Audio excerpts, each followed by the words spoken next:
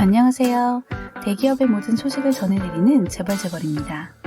오늘은 지난 5월 6일 삼성 이재용 부회장의 대국민 사과문에 대해 이야기해볼까 합니다. 이 사과문 속에서 가장 놀라웠던 부분은 바로 이재용 부회장이 자식들에게 경영권을 물려주지 않겠다고 선언한 대목입니다. 20, 30년 후의 일을 지금 말해 뭐하느냐며 비판하는 사람도 있지만 앞으로 삼성이 소유와 경영을 분리하는 지배구조 체계를 본격적으로 추진할 것이라는 생각에 무게가 더 실리고 있습니다. 이러한 사태를 보면서 회자되는 외국 그룹이 있습니다. 바로 스웨덴의 발렌베리 그룹입니다.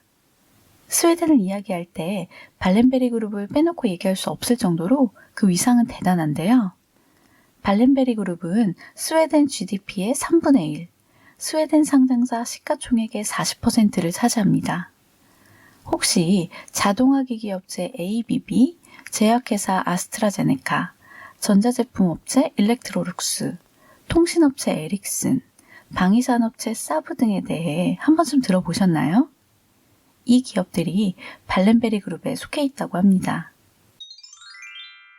발렌베리 가문이 거대한 그룹을 오랫동안 지배할 수 있었던 배경에는 차등 의결권과 랑스 강넬리트가 있습니다. 발렌베리 재단은 차등 의결권을 통해 핵심 투자 기업인 인베스터의 지분을 23.3%만 가지고도 의결권은 50%나 행사할 수 있습니다. 또한 인베스터 역시 에릭슨 지분을 5%만 가지고 있지만 행사할 수 있는 의결권은 19%나 됩니다. 이러한 차등 의결권 제도를 통해 발렌베리 가문은 적은 지분으로도 안정적으로 그룹을 지배하고 있는 것이죠. 두 번째 특징으로 말씀드린 랑스 강넬리트는 스웨덴을 위한 향상이란 뜻입니다. 발렌베리 그룹은 버는 돈의 20%만 남기고 나머지 80%는 스웨덴의 기초과학과 교육 발전에 쓰인다고 알려져 있습니다. 결국 차등 의결권을 통해 적은 지분으로 대그룹을 지배할 수 있게 하지만 버는 돈의 대부분은 스웨덴 사회에 환원하게끔 시스템이 갖추어져 있습니다.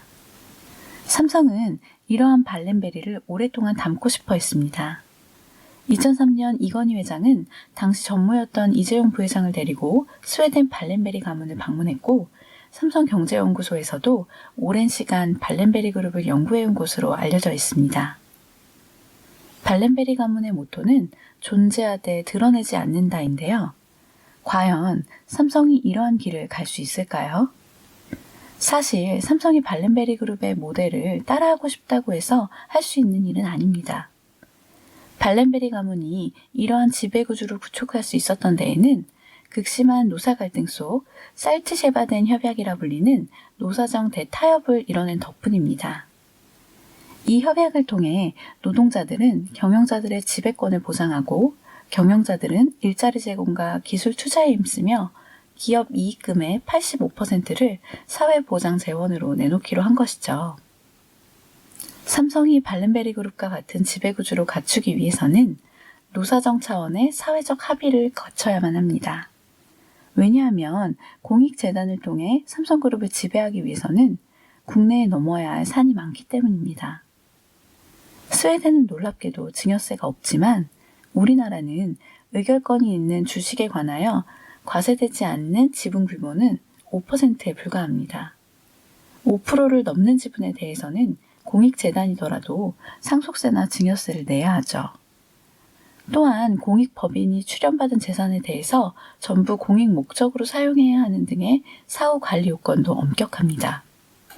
게다가 현재 우리나라는 대기업 공익재단에 더 강한 규제를 가하려는 분위기입니다. 대기업들이 공익재단을 그룹 내 지배력을 확보하는 데 활용하고 있기 때문이죠. 발렌베리 가문이 소수 지분으로 그룹을 지배할 수 있었던 배경인 차등 의결권 역시 우리나라에서는 언제 도입될지 알 수 없는 상황입니다. 이재용 부회장은 경영권을 자식에게 물려주지 않겠다고 했지만 지분 상속은 어떠한 모습으로 이루어질지 아무도 알 수 없습니다. 삼성이 앞으로 한국판 발렌베리로 발전할 수 있을지 모두 지켜볼 일입니다. 재벌재벌의 오늘 소식은 여기까지입니다. 구독과 좋아요는 큰 힘이 됩니다. 네이버 블로그에도 놀러오셔서 더 많은 소식 만나고 가세요. 감사합니다.